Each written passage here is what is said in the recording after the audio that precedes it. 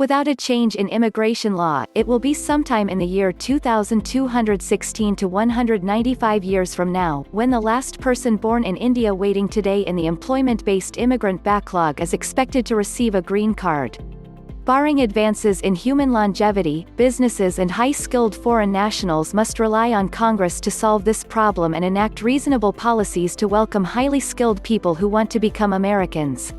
The scope of the problem, H-1B and L-1, intracompany transferee, are temporary statuses, meaning if someone wishes to remain in the United States, they must obtain an employment-based immigrant visa or green card that grants permanent residence. However, there is far greater demand for high-skilled individuals than the limited number of employment-based green cards allotted by Congress. Since 1990, when Congress set the annual limit on employment-based immigrants at 140,000 and 65,000 H-1B temporary visas, changes in technology have accelerated the demand for high-skilled technical labor. Congress established the current employment-based limits before the Internet became a part of daily life. It also predates the iPhone, the iPad, YouTube, e-commerce, Netflix, Google, cloud computing and thousands of innovative companies and technologies that have come into existence and fueled the demand for high-skilled labor. U.S. businesses would still need more scientists and engineers to grow and innovate even if the number of Americans earning degrees in science and engineering had exploded, and it hasn't.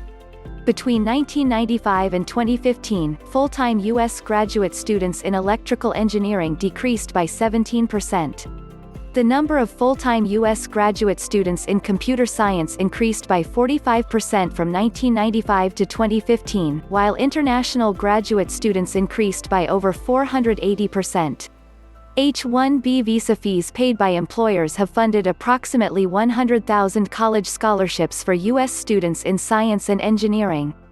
As of March 2020, the backlog in EB-1, EB-2 and EB-3, the employment-based first, second and third preferences, was 915,497, according to the Congressional Research Service (CRS). Without congressional action, notes CRS, the problem will grow worse. The total backlog for all three categories would increase from an estimated 915,497 individuals currently to an estimated 2,195,795 individuals by FY 2030. Let that number sink in. Within a decade, more than 2 million people will be waiting in line, most for many years or even decades, for employment-based green cards. And there are indications this underestimates the problem.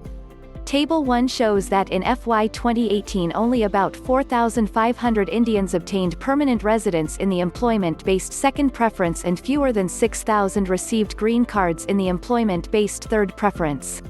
The National Foundation for American Policy obtained the data via a Freedom of Information Act request.